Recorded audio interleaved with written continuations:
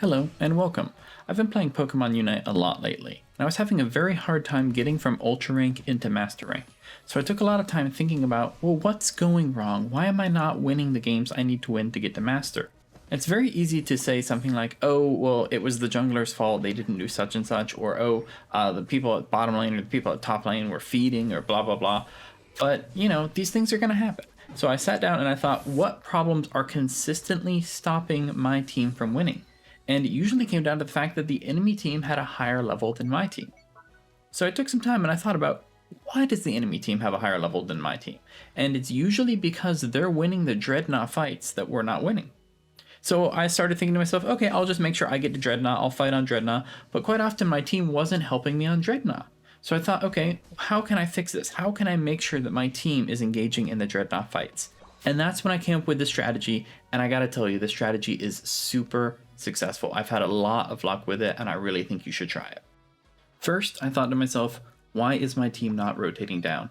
Well, the answer very often was the people on top were not coming down. Sometimes the jungler was not coming down. And I said, okay, well, I will make sure that I am one of the people on top. So I went from top to bottom, and that helped a little bit, but it wasn't super successful. And then I realized, hey, what if I duo stack? What if I have somebody else come with me? We instantly lock top lane. Then we can control whether or not top lane rotates down to bottom lane. And suddenly we started winning a huge number of games. Myself and the partner I was playing with both got to master very quickly. We're currently on a 19 win streak since we've implemented this strategy. We decided that the best Pokemon for us to pick would be a Snorlax and a Ninetales. Why Snorlax and Ninetales? Because Snorlax has so much control, and Snorlax is, in my opinion, the best and strongest Pokemon in the game right now. Snorlax can't do jack in a one-on-one, but in teamfight scenarios, Snorlax can make sure that you win those team scenarios with a lot of very powerful stuns. Secondly, Ninetales has great passive slowdowns. If Ninetales hits the enemy, they very often slow down. Additionally, Ninetales has some stun abilities as well. It's got Dazzling Gleam, and Ninetales' Aurora Veil ability really helps win those fights as well by boosting the entire team. Now some of you out there are thinking, I can't do duos, I don't have anyone to play with. Well, a lot of other people out there are saying the same thing. Group up with them. A great place to find people to play with is in our Discord. The Discord link is in the description of the video below. Join the Discord, there's a Pokemon Unite channel. Talk in there, find people to play with, find people of a similar rank who also know this same strategy and are willing to play this strategy. I think you'll be very successful doing that. Let's talk about the build a little bit now. On Snorlax, you want to make sure you have Focus Band. The idea behind Focus Band is when your health gets low, you immediately begin to heal back up very rapidly. Most players are going to have their auto aim set to attack the Pokemon with the lowest hit points. So if your Snorlax happens to have low hit points and more people are attacking you, that's great because you're taking the damage away from your teammates, while at the same time, this ability is triggering, causing you to heal back very rapidly. Next, we're going to talk about the Assault Vest. The Assault Vest is very simple. It's basically just extra health in the form of shields. Yes, it only works on special attack damage, but there's no way that nobody on the enemy team is running special attack damage.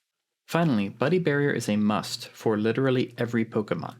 What this does is not only stop you from dying when you ultimate, but also prevents one of your teammates from dying. It is a fantastic ability that can be used in any build. It's a must. When it comes to Snorlax's moves, you want Heavy Slam. Heavy Slam is a fantastic dash attack that allows you to fly into a group of enemies and stun them all. While they're stunned, your team can deal massive damage to them. The same logic goes for the Block as well. Block is another move that will allow you to actually isolate groups of enemies from the rest of their team.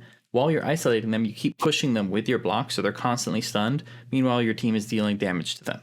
This is why Snorlax is a fantastic player. He cannot do much on his own. He can't deal damage, he's not going to win many one-on-ones, but what he can do is win team fights by taking half the enemy team or even one or two of them and just kind of permanently stunning them while pushing them further and further into your team's territory while your team just nukes them.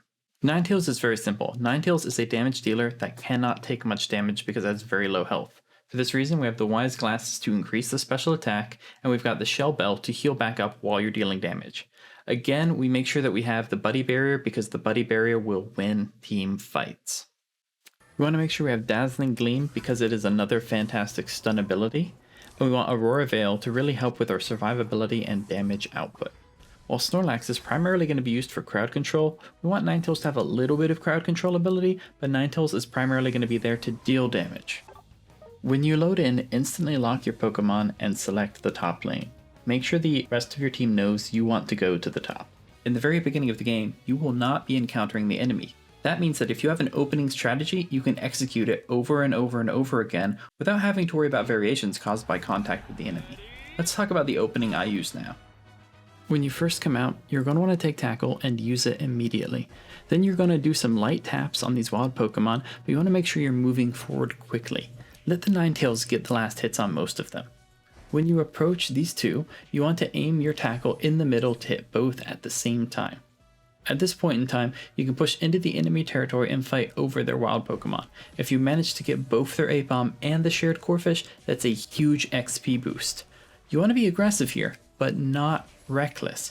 If you can kill an enemy, that's fantastic. If you can steal their wild Pokemon, that's fantastic. But dying will set you back way more than getting these kills will move you forward. So again, make sure you stay alive. From here, the goal is to farm and get the Vulpix to level 4, so that it will evolve into Ninetales and get Dazzling Gleam. It's a fantastic CC move. Once the Ninetales gets to level 4, the focus is on Snorlax. You want to make sure Snorlax gets to level 6 as quickly as possible and gets Heavy Slam. With some luck and some aggressive farming, you should be able to get Snorlax to level 6 prior to the Dreadnought team fight. When you're prioritizing a character to level, you want to make sure they get as many last hits as possible. So in the beginning, Vulpix is the priority. Get Vulpix as many last hits as possible. Then later on, get Snorlax as many last hits as possible. Just trying to make sure that the XP is going where you want it. When the clock gets to around the 8-minute mark, you really want to make sure your Snorlax is close to level 6. If he is not, start looking at alternate ways to gain experience. This could be taking the Corphish in the top of the jungle, or you could also collect the Corphish in the jungle on your way down to Dreadnought. It's important to make sure that you do not take anything out of the jungle in the very beginning of the game. The jungler needs to get a full clear of their jungle to be useful for the rest of the team. But at around the 8-minute mark, it's typically not the case that the jungler is going to be actively in the jungle farming. So you can take a little bit out of the jungle, just, don't go crazy with taking the jungle because they are the jungler. When the clock hits 7:45, it's time to rotate down to Dreadnought. The idea here is to rotate early. You want to go down before the other people in the top lane go down. So you're going to want to sneak down the left-hand side. You don't want the other people on top to see you rotating, or they might say, oh, they're rotating early, I'm going to rotate too. By rotating early, you should get there before the top people do, and hopefully you can set up a nice 5 versus 2 or 5 versus 3 team fight. At this point in time, once you meet up with the people in bottom lane, you want to be aggressive. You want to push the opponent's point. If you can destroy their first goal, that's fantastic. Once that goal has been destroyed, they will move much slower as they approach Dreadnought, which can be a huge advantage for your team. If you are unable to destroy the goal though, the focus needs to be on getting the Dreadnought. The job of the Ninetales is to damage Dreadnought and kill it as quickly as possible. The job of the Snorlax is to stop the enemy from getting to Dreadnought. The last thing you want is the enemy to come in when Dreadnought's about to die, get the last hit on it, and steal the kill. Sometimes this means the Snorlax may need to sacrifice himself, but more often than not, a good Snorlax can survive. Once the Dreadnought is dead, if Rotom is available, everybody on the team should rotate to the top. You can't control everybody, but you can control Snorlax and you can control Ninetales. So the two of you should head to the top, hopefully your team will join you. If Rotom is unavailable because the other team has already captured it, just go back to playing lanes. That means Snorlax and Ninetales should go back up to the top lane and farm and do their battle with the enemies up there. From here on out, the game plan is very simple. If Dreadnought is active, get down there, win the Dreadnought fight. If Rotom is active, get up there, win the Rotom fight. But if Dreadnought and Rotom are up at the same time, always pick Dreadnought. When Dreadnought is about to spawn, if there is not an active team fight going on, this is a fantastic place for Snorlax to stay. If the enemy does look like they are coming towards Dreadnought, Snorlax can jump out in front of them and CC them with the Heavy Slam and push them back with the block. This will make sure that the team has ample time to do the DPS that they need to do. When Zapdos spawns, your first instinct might be to go immediately to Zapdos, but if you can pick off members of the enemy team to even out the team fight and make it more in your favor, by all means do that. In this case here, we saw Lucario that was nowhere near Zapdos, so we decided to try and pick him off before the team fight. That way the team fight would be much easier and in our favor. Along the way, we caught a Cinderace trying to dunk 50 points, which we could not allow to have happen. At this point, we've taken out 2 of the enemy's DPSs, so now it's time to start looking for what we're going to do with Zapdos. You can use your camera to look at Zapdos to see if Zapdos is being engaged and how much damage is being done to it. In this case, it looks like the enemy Snorlax is trying to solo Zapdos, which is a terrible idea. So we come in, and we quickly clean them up because, again, they have much less people on their team than we have. So this is very easy for us to clean up. At this point in time, you need to make a decision.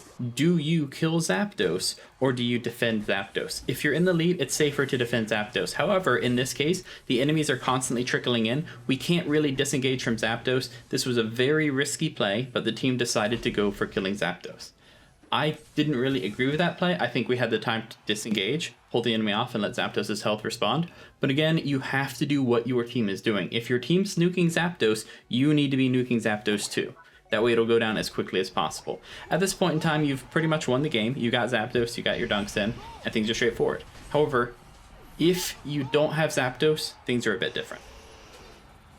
So now we're going to talk about some of the variations that can come up. Maybe things didn't go according to plan. Maybe you didn't get the Zapdos. Maybe other things are going on that stop you from implementing the plan. Now this is a really interesting situation to watch. We are losing. I decided to go to Zapdos. My team not doing so great. Look at the Crustle on the top. The Crustle on the top sees there's so much going on bottom and in middle. He decides to take those 41 points and turn them into 82 points for us. Huge play by that Crustle. Let's take a look at what happens later on in this game because of what that Crustle did. I can see that the enemy team has no interest in killing Zapdos. They are trying to defend Zapdos. So I take my 31 points, I run along the bottom, and I just dunk them for 62 points. Now I can see that the score has changed. We're no longer really struggling, we're just struggling. That means our team is within 100 points from being able to win. So I take this fight here, it's a 1v2, I have to blow my ult, but I know I can win this because it's against an Absol and a Greninja and they can die pretty quickly. So I kill both of them. Once I kill both of them, suddenly I'm sitting on 50 Pokeballs. My team wants to nuke the Zapdos. I see that there is still one enemy left alive. I'm worried about nuking that Zapdos and then having that one enemy come in and get the last hit. So I go along the bottom to deposit my 50 points to get 100. I think this was the right call. My team does manage to kill Zapdos. Had I stayed with them, they still would have managed to kill it. But I think it's safer that I left and I guarantee those 100 points versus staying with my team and maybe that Snorlax comes in, maybe that Snorlax gets the steal on us. Because of everything that happened, triggered by that Crustle deciding not to engage in the Zapdos fight even though we were losing, we managed to secure a win at the last minute. Simply by noticing that the other team was ignoring Zapdos, they had no intention of killing Zapdos, so we just decided to get our points in a different way. I mention this story because a lot of people think, hey, we have to kill Zapdos. We're behind, we have to kill Zapdos to win. There are other ways to score. If the other team is so focused on defending Zapdos, that means that you might be able to sneak behind them and score on their goals. Just keep in mind that there's more ways to win a game than killing Zapdos. Now here's a bit of a weird situation. Dreadnought is about to spawn, but we're still up top because we just had the Rotom team fight. In this scenario, I want to get down to Dreadnought, but the other team is kind of making it impossible for me to escape. I can either die, have my respawn timer come up, and then I can go down to Dreadnought, but if I do that, then the 2 enemies will join the Dreadnought team fight as well. So I decided my priority needs to be wasting as much time as I can for the Zeraora and the Crustle. There's also a Gardevoir there. So I just keep fighting them, doing everything I can in my power to stay alive as long as I possibly can. At this point in time, the Crustle realizes, I'm not going to get this Snorlax. But the Zeraora decides to continue chasing me. So after the Dreadnought team fight is won, I decide I'm going to take that Zeraora, I'm going to lead him straight to my team, and I'm going to stun him right in front of my team for a very easy kill. If you cannot make it to the team fights, do what you can to keep the enemy away from the team fights. Finally, I want to talk a little bit about scoring. In the beginning of the game, it is not important to score. Think about that for a second. In the beginning of the game, it is not important to score. Score if you can. It helps. It certainly helps. But in the beginning of the game, you can't hold that many Pokeballs. Let's say you can only hold 30 Pokeballs. So you've got your maximum number of Pokeballs. You're getting ready to dunk in the enemy's goal, and that's, 30 points. At the end of the game, when we're in Zapdos time, you can hold up to 50 Pokeballs. Your points are doubled. A dunk is worth 100 points. The middle goal for the enemies is very hard to take from them because they have their launch pads that land on the middle goals. A common mistake I see a lot of teams making is they will try and push into the middle goals while the enemy is constantly respawning, constantly trickling in. Every time they come in, they launch, they land off the launch pad right there. They're going to interrupt everybody trying to dunk, and you're probably going to start losing fights over time because the enemy is constantly healing. They're standing on a healing spot. You're not. So even though they're coming in, they're trickling in, they will eventually wear you down. And in a lot of situations, that's how the enemy can catch up on your levels, because they're coming in, they're killing you. Even if your levels are higher, they're coming in, they're eventually whittling you down and killing you. You're not leveling up as much from killing them, but they're leveling up a lot more from killing you. So be very careful not to push into the middle goals unless you need to. That is a big trap that catches a lot of people and causes their teams to lose. That's it for this video. If you enjoyed this, please remember to like and subscribe. If you have any questions or any feedback on the strategy, please let me know in the comment section below. I'd really love to know if this helped people, or if you're trying this strategy and it's not quite working, what you're running into that's stopping it from working. Thank you, and I'll catch you in the next video.